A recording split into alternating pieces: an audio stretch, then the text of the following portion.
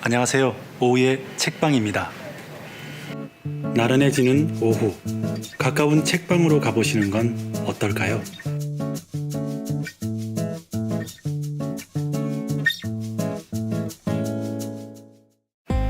책을 보고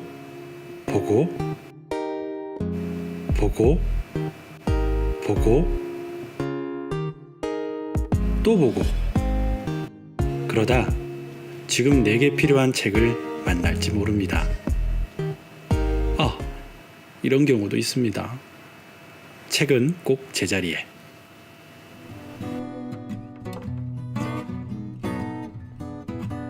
학생이나 직장인이나 책을 읽는 게 참 힘듭니다.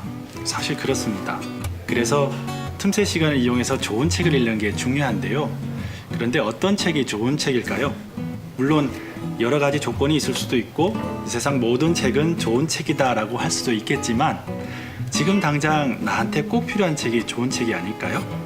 여러분들의 그런 선택에 오후의 책방이 도움을 드렸으면 합니다. 오늘은 첫 번째 시간이라서 책을 미리 2권 골라두었습니다. 첫 번째 책은 우리 몸이 세계라면 김승섭님의 책입니다. 예전에 겨울서점님이 아픔이 길이 되려면 이란 책을 한번 리뷰해 주신 적이 있는데요. 그 책을 꼭 읽어야지 하고 생각하다가 아직 읽질 못했어요. 그런데 그 저자분이 신간을 했습니다. 그래서 먼저 이 책을 소개해 드립니다. 그리고 또 한 권은 종조대왕의 어록 1등록입니다. 1등록은 나온 지가 좀 꽤 된 책인데요. 서울대생은 어떻게 공부하는가 라는 유튜브 채널이 있어요. 거기에서 1등록을 한번 소개한 적이 있습니다.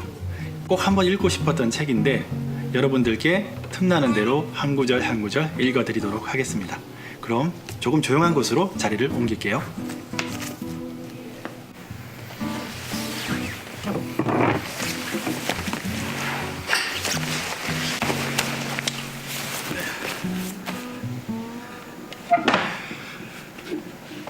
자, 그러면 서문을 읽어보도록 하겠습니다. 이 책을 펼치니까요, 김승섭님의 사인이 있네요. 이렇게 보이세요? 20살 때 친구들과 함께 전북 부안에 있는 작은 산을 찾아간 적이 있습니다. 동학농민전쟁에 참여한 이들이 처음 봉기한 산이었습니다. 부조리한 세상을 바꿔보겠다며 죽창을 들고 모인 동학도와 농민군은 흰 옷을 입고 있었다고 합니다. 멀리서 바라보면 다 함께 일어선 그 모습이 하얀 산처럼 보였다고 해서 그 이름이 백산이 된 산이었습니다. 직접 찾아간 백산은 산이라고 부르기 민망한 작은 언덕이었습니다. 1894년 3월 하순, 봉기의 날 이전까지 누구도 높이가 채 50m가 되지 않는 그곳을 산이라고 부르지 않았을 겁니다. 아이들이 뛰노는, 일하다 지친 이들이 한 번씩 숨을 돌리는 언덕이었겠죠. 이후 백산을 떠올릴 때마다 묻곤 했습니다. 어떻게 그 자그마한 언덕이 존엄하게 살고 존엄하게 죽고자 하는 사람들의 꿈을 감당해낼 수 있었는지에 대해서요. 고통받는 사람들과 가까이 있었던 그 일상성 때문이었을까? 아니면 언제든 오를 수 있었던 그 낮음 때문이었을까? 제 공부가 어떤 자리에서 세상을 바라봐야 하는지 백산으로부터 배우고 싶었습니다. 사회 속에서 살아가는 인간의 몸은 다양한 관점이 각축하는 전장입니다. 저는 그 관점들이 모두 동등한 수준의 합리성을 지니고 있다고 생각하지 않습니다.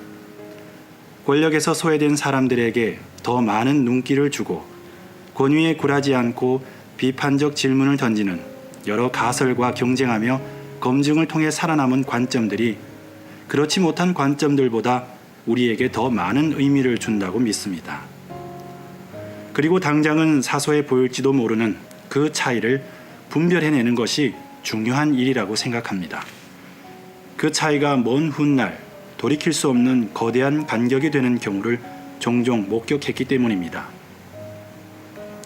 이 책은 역사와 과학을 줄기 삼아 인간의 몸과 질병에 대해 논하고 있습니다.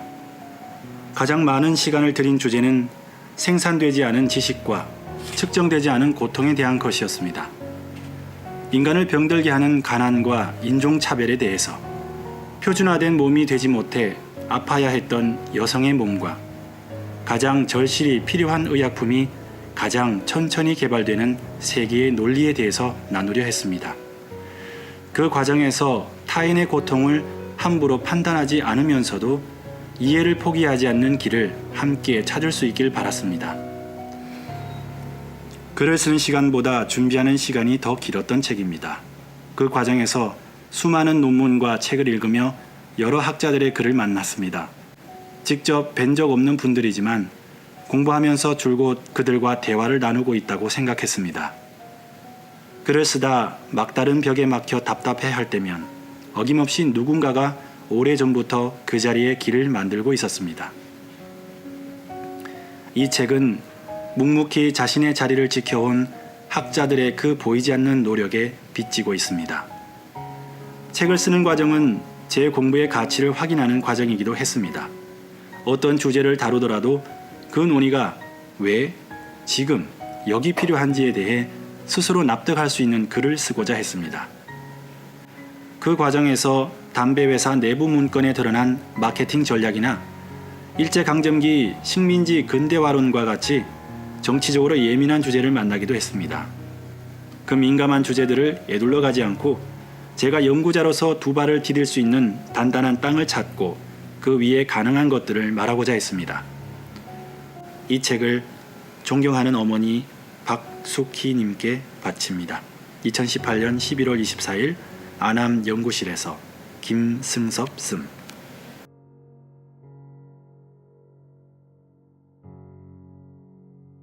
이 책의 서문을 읽은 소감은요, 저자께서 자신의 학문의 위치가 어디에 있는지, 어떤 눈으로 연구에 임하고 사회를 바라봐야 하는지에 대해서 늘 고민하는 분 같습니다. 역사란 무엇인가라는 책에서 역사 연구에서 그 역사를 연구하는 역사가가 어떤 사람인가에 대해서 알아봐야 한다는 말이 있죠. 마찬가지로 책도 책을 쓴 저자가 어떤 사람인가에 대해서 알아볼 필요가 있다고 생각을 합니다. 저는 서문에서 이 저자의 생각과 마음 씀씀이가 다 드러난다고 느껴지네요. 이 책은 정말 정성스럽게 읽어봐야 될 것 같고요. 제가 이 책을 읽은 다음에 꼭 리뷰를 하도록 하겠습니다. 다음은 1등록인데요. 이 책은 서문보다 본문 내용 중에 한 부분을 읽어드리도록 하겠습니다.